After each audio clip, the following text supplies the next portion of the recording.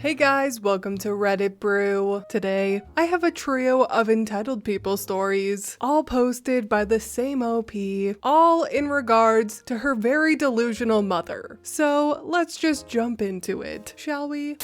My delusional mother wants to move to France to date a reality TV star. My mother's sense of reality is questionable, to say the least. Comical, if anything. How she views the world is almost painful. She has the mentality of a teenager and lives in a fantasy world. Firstly, I want to make it clear that I do not exhaust myself with trying to ground this woman. There's no point. She has helium running through her veins. The only reason for my redirecting and being overly realistic with her is because I simply just love trolling her so much. Am I sadistic? Maybe. But if I don't do it, who will? My mom also zones out when someone else is talking and rarely listens to the other person in which she is having a conversation with. Almost like she's lost in her own head, thinking about what to say next. That I don't feel bad when I troll her, because I know she's not really listening anyways.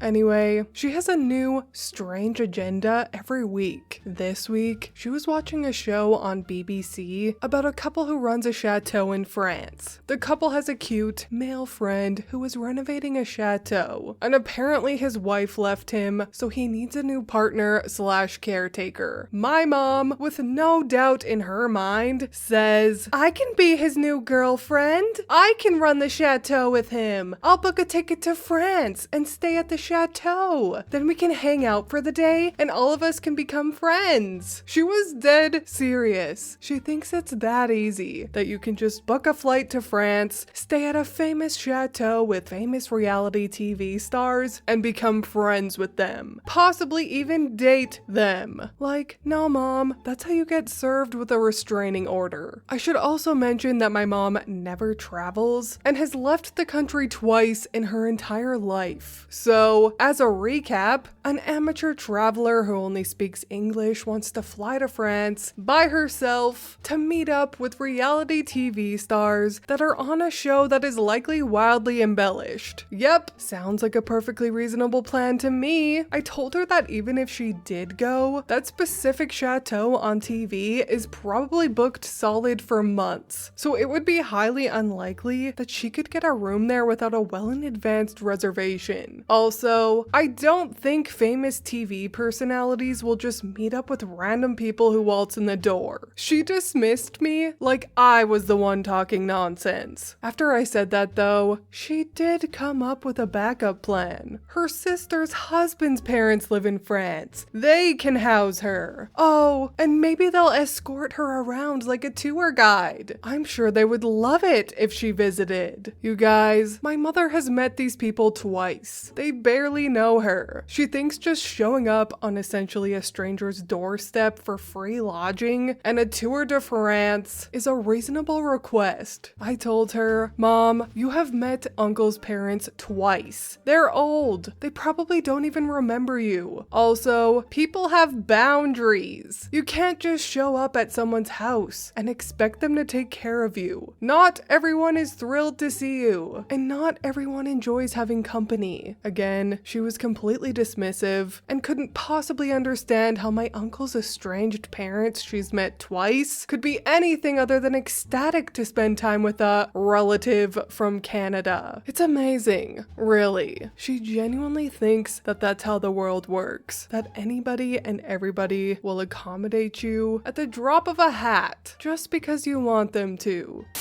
My mom said that my great uncle who's on a ventilator should drive 2.5 hours to console my grieving grandmother when she couldn't even drive 10 minutes to pick me up from the airport. My uncle recently passed away. For the sake of the story and clarity, I'll give some context on this particular uncle. My uncle, my dad's brother, had struggled with addiction his entire life. He was addicted to hard drugs in his teen/young adult years, then later turned exclusively entirely to alcohol. Due to approximately 35 years of substance abuse, his body was an absolute mess. Before he passed, his leg was scheduled to be amputated due to a severe infection. He looked like a living zombie because his body was just completely unable to heal itself. Doctors said he was a walking miracle and had no idea how he was still alive. He eventually died in his sleep from a brain hemorrhage caused by a nasty fall. He lived to the age of 50, and we were shocked that he even made it to 50. So, needless to say, that when he did die, nobody was surprised. Don't get me wrong, it was sad, but it was inevitable. And we had been prepared for his impending fate for years, decades even. My uncle was a person that very much so had a victim mentality. Nothing was ever his fault. He was always right. What's yours is mine, and what's mine is mine. And he used everyone, especially my grandma. My grandma took out several loans for him. He never showed gratitude, never showed any signs of having a conscience, and was generally just a very unempathetic person. He did seek rehabilitation and was sober for a few years before he passed, but even as a sober person, he still behaved in this manner. This was genuinely who he was, and for the 28 years that I knew him, he had always been this entitled person that chose to feel sorry for himself. He burned many bridges and scorned many people before he passed. He was also estranged to most family members because he made no effort with anybody, not even his own children. The reason I'm giving such a long backstory on this uncle is because I want to make it loud and clear that I, nor does anyone in my family, think that his addiction made him act this way. According to my dad, his brother was a mean and selfish person before getting into drugs and alcohol, and like I said, he acted the same when he was clean. We didn't dislike him because he was an addict. We disliked him because he was selfish and used people for personal gain. Anyway, you get the idea. Let's stop berating the dead and move on to the erratic living. Enter my mother, who was in one of her holier-than-thou philanthropic moods. She calls me to express her condolences for my uncle's recent passing and to tell me that she spoke with my grandmother. My mom tells me that she's horribly upset because when she spoke with my grandma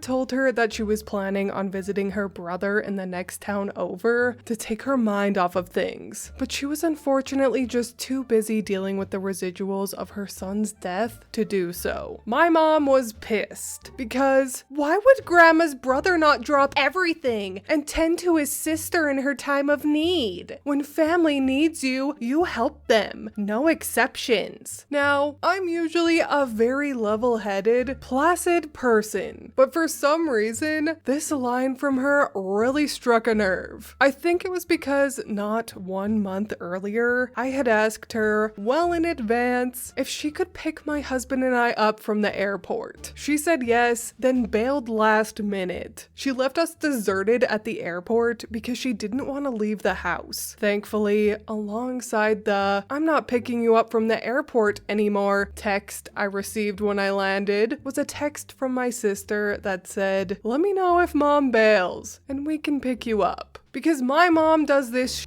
so often. I had Uber ready to go on my phone as well because I knew my mom was going to bail. So when she went on her very hypocritical "when family needs you, you drop everything for them" tirade, I was irritated. I should also note that my grandma's brother's health is not great. He had a severe surgery and is on oxygen. Besides, like I explained before, Uncle's death was no surprise, and nobody even liked him. Why would we all drop our lives for the death of such a controversial person? We all felt bad for my grandmother. Of course we did. Losing a child is never easy, but not even she was that shaken up by it. My uncle was not a good person, so his death was honestly cathartic and relieving. I snapped at her and said, "Mom, are you kidding me right now? You couldn't even commit to picking me up from the airport. Yet you expect an 80-year-old man who had surgery to just drop everything and drive 2.5 hours in a car with a ventilator over a death that he likely doesn't give a rat's ass about? Grandma's brother hadn't seen Uncle in like 15 years. Why would you expect such an unreasonable request?" My mom replied with, "Well, I think he should just be there in your grandma's time of need. I went and saw your grandmother. I even brought her flowers. You're supposed to check on your loved ones in their time of grief." "Well, pardon me, Mother Teresa," I replied with, "Mom, you live 5 minutes down the damn street from Grandma. If you lived 2.5 hours away with an oxygen tank, it would be a whole different story." She retorts, "No, it wouldn't. I would make the trip." "Bullshit," I replied, "because you couldn't even drive 15 minutes to pick me up from the fucking airport." Yes, I really held firm on this airport thing. My mom and I argued back and forth for quite some time, her not seeing where I was coming from, and how everything she was saying was completely hypocritical and unreasonable, and I obviously not seeing where she was coming from as well. I called my grandma the next day to check on her and see if she was okay. I too lived 2.5 hours away, and no, I did not make the trip, and she said she was doing well, but stated that she was a bit weirded out that my mom stopped by, and that she was making such a big deal out of Uncle's passing. I said to my grandma, yeah, she was in one of her holier-than-thou moods. Then I told my grandma about the altercation and what my mom's expectations of people are. My grandma was shocked and said that she would be mortified if her brother made that trip, and that it really isn't that big of a deal. I just said, "Oh, I know, Gran," and left it at that. The icing on the cake, and the reason my grandma was so weirded out by my mom stopping by her house, unannounced, by the way, with flowers, is because my mom and my dad have been divorced for 25 years. My grandma, my uncle that passed away, and my grandma's brother have not been my mom's in-laws for 25 years. This was solely just some weird move on my mom's part to make herself feel good. My mom said that her friend who can't conceive is lucky. Honestly, while I was talking to my mom on the phone the other day and she said this to me, I was surprised, but I initially didn't think much of it. Probably because she always says strange things like this, and I'm numb to it. But the more I've stewed, the more I've realized how messed up a comment like this is. For context, my mother has a friend who we'll call D, who was born without eggs in her ovaries. She does not get a period, and obviously is never able to have biological children of her own. I have an aunt-in-law who also has this, so her and Dee bonded and became friends over this shared medical condition. They've all known each other since high school, and my mom became friends with Dee by association. 35 years later, they're all still friends. My mom was telling me that she was talking to Dee on the phone the other day, and not sure how or why, but her condition was brought up. I guess Dee was saying something along the lines of, "Yeah, I wish I could have had children, but that just wasn't in the cards for me, and I'm at peace with it because I value my husband and my dogs so much, and I'm grateful for everything I have." My mom told me that she replied to that with, "You know what, Dee? You're one of the lucky ones. You're lucky that you can't conceive because the decision whether to have children or not was made for you. Children are such a burden sometimes." Then she goes to me, "Right, OP? Right? It's true, isn't it? She's lucky that life decision was made for her." I honestly think I was so shocked from the statement that all I could spew out was, She then did this super fake, extremely loud laugh of diversion that she always does and changed the subject. I think she tells me about her interactions with people to gauge my reaction, as my mom's ability to to read the room and pick up on nonverbal signs of discomfort is in the negatives. Also, she doesn't know when to insert foot in mouth. Her social skills are definitely lacking, and she genuinely doesn't know what's appropriate. So when she tells me things and I give her an obvious reaction like, she'll finally grasp that what she said was indeed inappropriate. I'm fairly certain that she's on the spectrum, but she unfortunately refuses to get assessed. My flabber was gasted though, so I asked her what exactly she meant by children are a burden. She backpedaled and said that it's just hard to financially maintain kids, and that with kids, sadness and constant worry about their well-being goes along with it. I guess she kind of saved herself with that, but it's still a really bizarre way of putting it. Not to mention a super inappropriate thing to say to someone who can't bear children. Okay, I have a confession. I am OP.